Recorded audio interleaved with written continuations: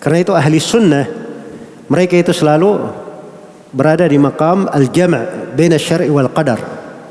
Mereka mengkompromikan antara syariat dan apa? Syariat dan takdir. Jadi syariat tidak boleh bertentangan dengan takdir. Jangan berkata ini sudah ditakdirkan, tapi kenapa kita disuruh begini begitu? Itu kan mempertentangkan syariat dan apa? Takdir. Ya. Kalau semuanya sudah ditakdirkan, kenapa kita beramal? Itu mempertentangkan namanya. Nah, itu pertanyaan, kenapa kamu tanya seperti itu dulu? Dia sudah salah, itu masuk ke dalam mempertanyakan perbuatan Allah. Dia sudah salah. Terus yang kedua, kalau saya beramal sudah ditakdirkan, kenapa saya beramal? Itu dia ukur dengan ukuran dia sendiri. Kenapa dia tidak tunduk kepada perintah dan syariat Allah? Jelas ya? Kemudian yang ketiga, sudut kekeliruannya di sini, ini di bab yang terakhir. Dia pertentangkan antara syariat dan apa? Takdir. Padahal tidak ada pertentangan.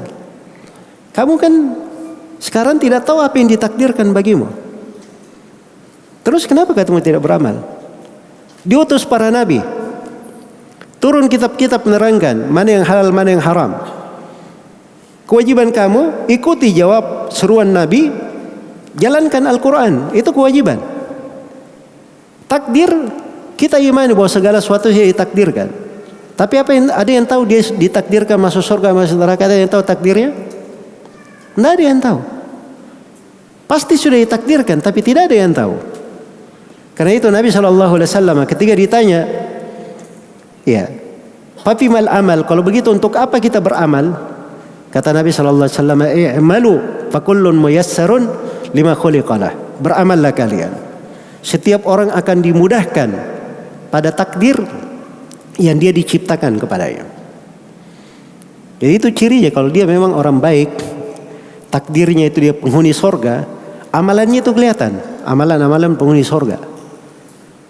Kalau dia penghuni neraka, amalannya amalan-amalan penghuni neraka.